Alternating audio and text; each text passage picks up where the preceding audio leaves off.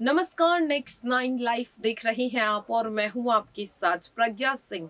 बहुत बहुत स्वागत है आपका हमारे आज के इस खास प्रोग्राम में। आज के इस प्रोग्राम में एक बार फिर से बात करेंगे श्रद्धा वालकर के केस की। श्रद्धा वालकर के केस से जुड़ा हर अपडेट हम लगातार आप तक पहुंचा रही है और श्रद्धा के लिए जो इंसाफ की मांग हो रही है वो यहाँ पर लगातार उसके बारे में भी बात कर रहे हैं। इसी के साथ अगर बात करें आज श्रद्धा वालकर के केस की तो आफताब का एक और घिनौना राज सामने आया है। जहां एक और इस केस में आफताब के राज लगातार खुल रहे हैं तो वहीं अब श्रद्धा वालकर के पिता विकास वालकर के लगातार बदल रहे बयान कहीं ना कहीं हर किसी को हैरान कर रहे हैं। श्रद्धा वालकर के पिता बीते 9 दिसंबर को मीडिया के सामने आए, जनता के सामने आए। उन्होंने प्रेस कॉन्फ्रेंस में कई बड़े खुलासे किए, कई बड़े मुद्दे उठाए और साथ ही आफताब और उसके परिवार पर कई गंभीर आरोप लगाए। लेकिन अब जिस तरह से लगातार श्रद्धा वालकर के पिता विकास वालकर मीडिया के सामने आकर कई चौंकाने वाले खुलासे कर रहे हैं, लेकिन वो खुलासे ऐसे हैं जिन पर भरोसा तो किया जा रहा है लेकिन साथ ही सवाल भी उठ रहे हैं। हालांकि इस चीज को लेकर श्रद्धा के पिता विकास वालकर का दुख भी देखने को मिला, उनका दुख भी छलकता हुआ दिखाई दिया।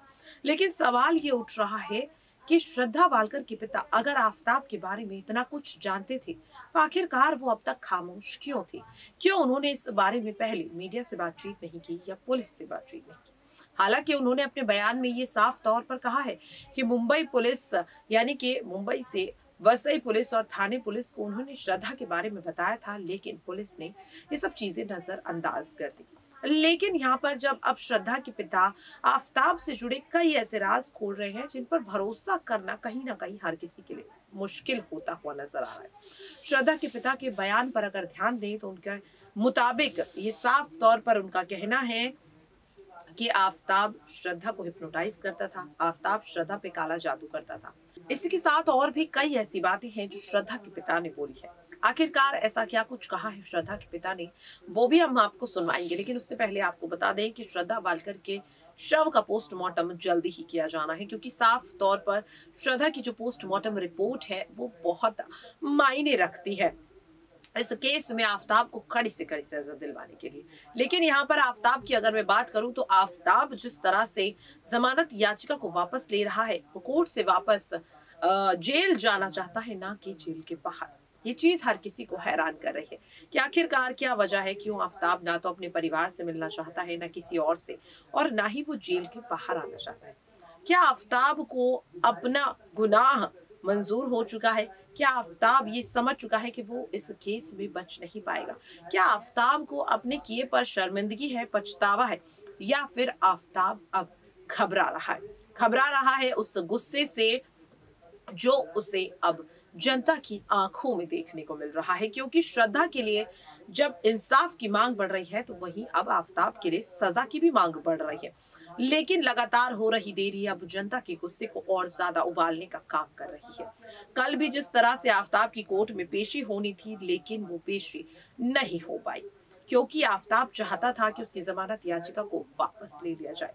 कोर्ट ने ऐसा नहीं किया। कोर्ट ने आफताब की जमानत याचिका को रद्द करने का फैसला सुनाया और एक बार फिर से आफताब को जेल भेजने का फैसला सुनाया गया। तो कहीं ना कहीं साफ तौर पर जनता लगातार सिर्फ और सिर्फ यही सवाल उठा रही है कि आखिरकार क्या वजह है, क्यों आफताब के खिलाफ कोई कड़ा फैसला नहीं आ रहा। इंतजार आखिरकार किस बात का है, क्यों यहाँ पर इन चीजों को इतना ज्यादा खींचने की कोशिश की जा रही है। साथ ही आपको ये भी बता दूं कि यहाँ पर श्रद्धा के पिता जिस तरह से कई बड़े खुलासे कर रहे हैं और अब इन्हीं खुलासों में से एक है श्रद्धा वालकर की प्रॉपर्टी को लेकर। श्रद्धा के पिता विकास वालकर का कहना है कि आफताब श्रद्धा की प्रॉपर्टी हथियाना चाहता था, इसलिए आफताब श्रद्धा को भड़काया करता था। यहाँ पर जब भी श्रद्धा के पिता श्रद्धा से बात करने की कोशिश करते थे तब आफताब उन्हें श्रद्धा से बात नहीं करने देता था।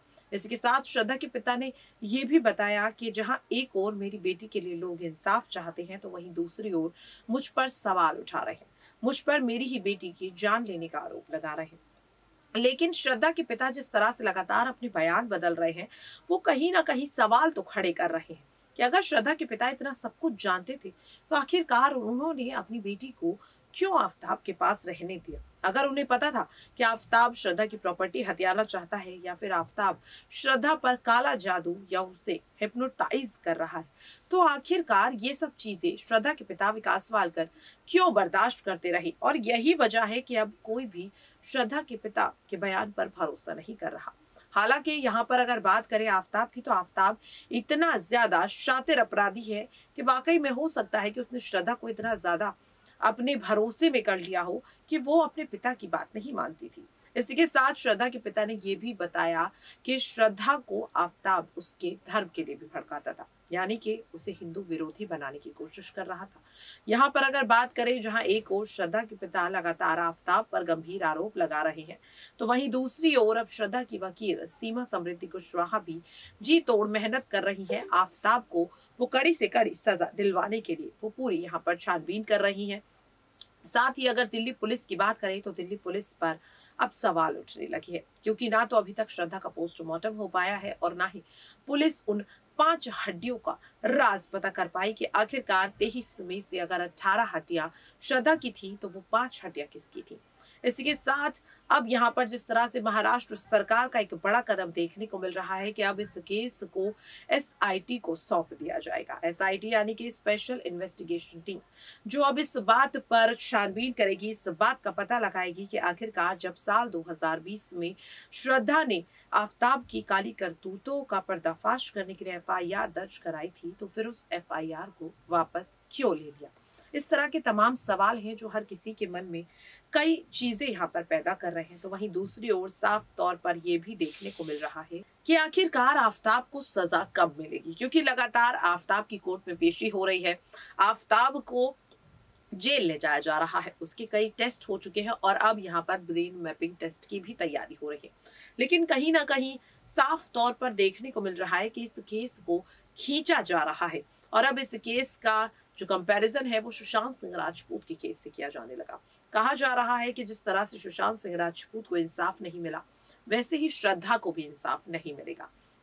लेकिन जिस तरह से इस केस में आफताब जमानत याचिका को वापस ले रहा है, जेल से बाहर नहीं आना चाहता, इसे देखकर ऐसा लग रहा है कि आफताब अब घबरा चुका है। वो ये समझ चुका है कि इस केस में उसका क्या हश्र होने वाला है और आखिरकार उसका अंत कैसा होगा। और यही वजह है कि ना तो वो अब अपने परिवार से मिलना चाहता है और ना ही वो अब जेल से बाहर आना चाहता है। लेकिन क्या इसके पीछे की सच्चाई यही है? क्योंकि आफताब की अगर बात करें तो एक शातिर अपराधी है। श्रद्धा की जान लेने के लिए उसने पूरी प्लानिंग की, कई महीने प्लानिंग की और उसके बाद श्रद्धा की जान ली। तो क्या कहा जा सकता है कि इस वक्त अगर आफताब खामोश है, अगर वो जेल के अंदर रहना चाहता है, तो उसके पीछे भी आफताब का कोई बड़ा गेम प्लान हो सकता है? क्या आफताब अपने वकील MS खान के साथ मिलकर कोई बड़ा षड्यंत्र रच रहा है, जिस पर अभी तक पुलिस यहाँ पर खुलासा नहीं कर पा रही है? लेकिन क्या वो खुलासा SIT की टीम कर पाएगी? क्योंकि जल्द ही अब इस केस को SIT को सौंप दिया जाएगा। अपनी राय कमेंट बॉक्स में जरूर शेयर कीजिएगा। आज के लिए इस खास प्रोग्राम में इतना ही। बाकी देश और दुनिया की तमाम छोटी बड़ी खबरों से जुड़े रहने के लिए देखते रहिए Next 9 लाइव। नमस्कार।